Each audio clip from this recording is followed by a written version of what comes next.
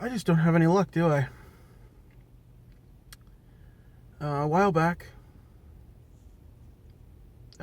maybe a month and a half ago, um, I was having brake issues, and because this isn't my truck. Just for the new guys here, I usually drive a 93, 94, 93 Ford Ranger. Um, but I was having issues. Well, I had an issue. I stepped on the brakes and nothing happened. Um, Turns out I had a leak in the rear line that goes. There's a little there's a box that sits above the differential, and the fluid comes into that from the master cylinder, and then gets split off to the each tire. Well, those lines going from that box to each tire had split. They just they were the original lines. They were just old, and they failed. Um, so I thought, okay, I'll head over to Canadian Tire, pick up some new lines, pop them in. I'll be done in a day, maybe two if I had to bend them. Turns out Canadian Tire doesn't sell prevent lines for my truck. Well, I should say I can't order prevent lines from them because you can't go in and buy prevent lines off the shelf. So I grabbed the lines, 3/16 inch lines, and get home. I go to put them in. The fittings are too small. So head back to Canadian Tire with the old fittings.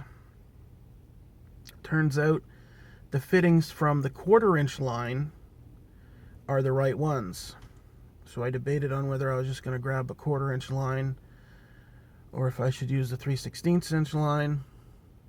So I decided, because 3/16 is what came off, it should probably go back on. And I grabbed 4 fittings, and because now I have to cut the line, that means I have to flare the line. So I go to Part Source. I think that's I always confuse Part Source and AutoZone, but I think AutoZone is American and Part Source is Canadian.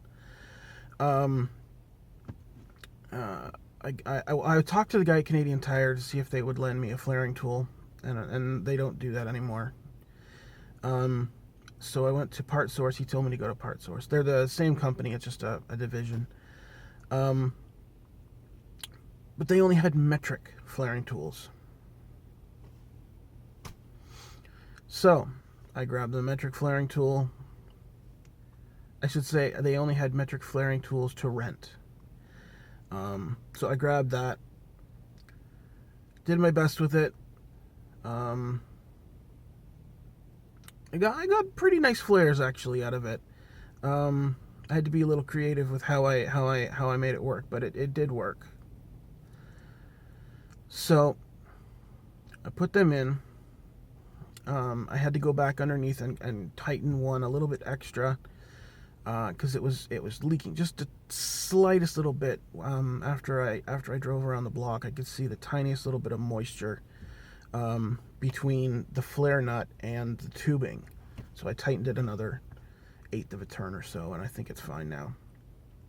Oh, I know it's fine. It's not leaking anymore. But as I'm doing this, I noticed that. So this whole process. I also replaced the wheel cylinders, which the fluid goes into and they expand and they engage the brakes. So waiting for all these parts to arrive and then having the wrong parts and having to go out and do all it takes like 2 or 3 weeks. Because I wasn't really concerned about it. But I got that done. Now, as I'm doing this, I notice a puddle start to form near the front of the truck. And I'm like, oh, what the hell is happening now? Am I leaking coolant again? I've only had 4 coolant leaks that I've had to repair. But no. I get under there. I figure out what it is. I have a transmission cooler. And it's the line that goes from the transmission to the cooler, the solid steel line that's leaking. Luckily, it's leaking close enough to the splice where it goes from a solid line to a flexible line and then goes up into up the rad into the cooler. So I tried to put some sealant on it. Didn't work. Still leaking like a sieve. But went over to Canadian Tire again. I got some, I think it is coolant line for the heater core. But it's the same stuff that's already on there, the flex line that goes up the rad. I looked at the numbers on the side of it. It's the same stuff. So what I'm probably going to end up having to do is cut the old line, splice in a new piece of this rad hose, heater core hose, and we should be good again.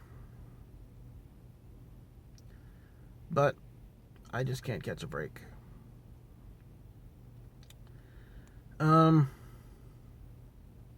That's it for story time. You guys have yourselves a good day.